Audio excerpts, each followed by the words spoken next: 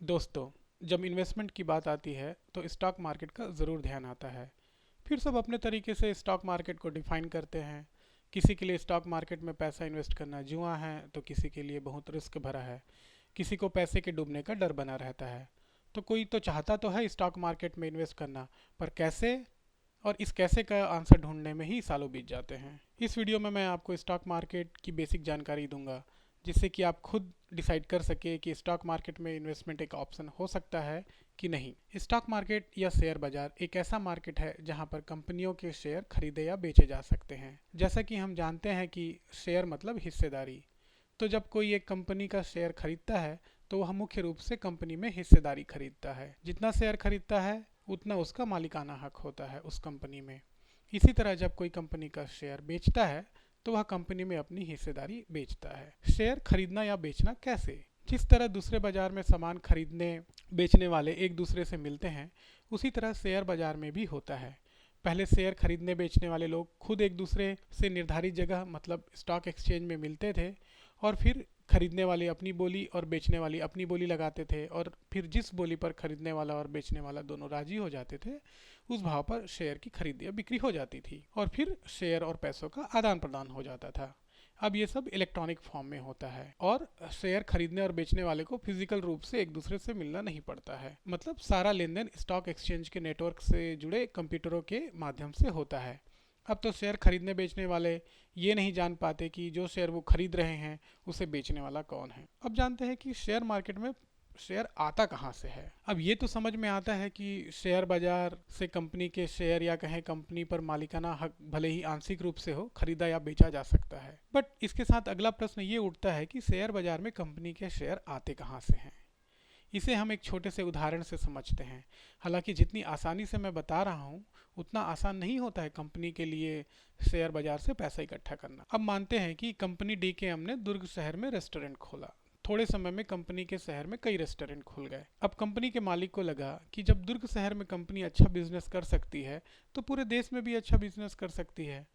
और फिर कंपनी ने डिसाइड किया कि पूरे देश में कई सारे रेस्टोरेंट खोलना है, पर उसके लिए चाहिए बहुत सारा पैसा। कंपनी को मालूम है कि वह शेयर मार्केट से पैसा ले सकता है। साथ ही कंपनी को यह भी मालूम है कि शेयर के तरीके से उसे कंपनी का मालिकाना हक भी बांटना होगा, पर कंपनी इसके लिए तैयार है, और वो अपनी कंपनी की वैल्यू के हिसाब से शेयर मार्केट में बहुत सारा शेयर लेकर आती है। कंपनी द्वारा शेयर मार्केट से पैसा इकट्ठा करने के लिए पहली बार शेयर को मार्केट में लाने को आईपीओ मतलब इनिशियल पब्लिक ऑफर कहते हैं। अब लोग अपने इंटरेस्ट और कंपनी के भविष्य को ध्यान में रखकर आईपीओ से शेयर खरीदने के लिए भागीदार बनते हैं, और इस तरह से लोग आईपीओ के माध्यम से कंपनी के शेयर खरीद लेते हैं। शेयर मार्केट में प्राइमरी मार्केट के अंतर्गत आईपीओ का पूरा प्रोसेस होता है। मतलब आईपीओ जो है वो प्राइमरी मार्केट में लॉन्च होता है। अब कंपनी ने पैसा इकट्ठा कर लिया है और पूरे देश में रेस्टोरेंट खोलने के लिए ध्यान देने लगी। लोगों ने शेयर खरीदकर कंपनी का आंशिक रूप से मालिकाना हक खरीद लिया। तो फिर शेयर में खरीदना बेचना मतलब कंटिन्यूस रूप से खरीदना बेचना कब होगा? तो इसके लिए सबसे पहले मैं ये बता दूं कि पहली बार प्राइमरी मार्केट से आईपीओ के द्वारा शेयर खरीदने के बाद शेयर का लगातार खरीदना या बेचना सेकेंडरी मार्केट के द्वारा होता है। अब यहाँ हम सोचते हैं कि कंपनी ने 100 रुपए प्रति शेयर के हिसाब से सभी को शेयर दिए। अब जिन लोगों ने आईपीओ के द्वारा शेयर नहीं लिया, या फिर जिसने आईपीओ से कुछ शेयर लिया है और उनको लगा कि कंपनी पूरे देश में रेस्टोरेंट खोलेगी तो कंपनी को आगे चलकर बहुत फायदा होगा, और कंपनी में फायदा मतलब हर शेयरधारी को फायदा, क्योंकि उनका उनके शेयर के हिसाब से कंपनी में मालिकाना हक है। तो वो लोग जिनके पास शेयर नहीं है वो चाहेंगे कि उन्हें शेयर मिले, और उसके लिए वो 100 रुपए से भी ज्यादा देने को तैयार होंगे। इस तरह हर कोई जो कंपनी का शेयर प्राप्त करना चाहेगा वो अपनी बोली लगाएगा।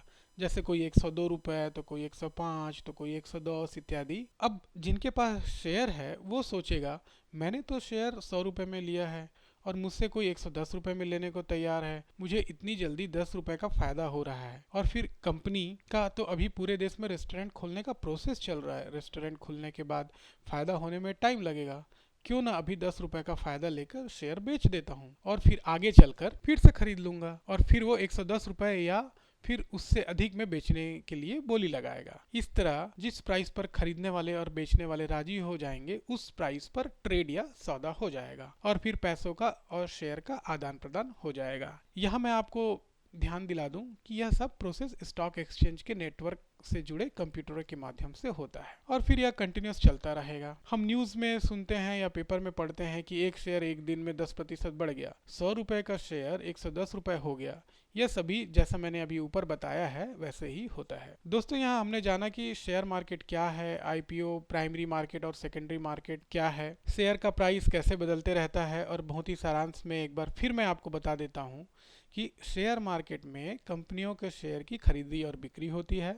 पहली बार कंपनी शेयर मार्केट के प्राइमरी मार्केट से आईपीओ के माध्यम से पैसा इकट्ठा करती है और फिर सेकेंडरी मार्केट में लगातार शेयर की खरीदी और बिक्री होते रहती है। अगर आप चाहते हैं कि मैं आपकी जानकारी के लिए कोई एक पर्टिकुलर टॉपिक पर वीडियो बनाऊं तो आप मुझे कमेंट सेक्शन पर लिखकर बता सकते हैं। दोस्तों, आप मेरे वीडियो को अपने दोस्तों, अपने कॉन्टेक्ट में ज़रूर शेयर करें ताकि वो भी फ़ायदा उठा सके। मेरे वीडियो को शेयर करने के लिए आपको वीडियो के नीचे तीर के निशान को क्लिक करना होगा और फिर आपके पास शेयर करने के विभिन्न ऑप्शन जैसे मेल, व्हाट्सएप, एसएमएस इत्यादि आ जाएंगे। आप इन माध्यमों का उपयोग करके वीडियो का लिंक शेयर कर सकते हैं।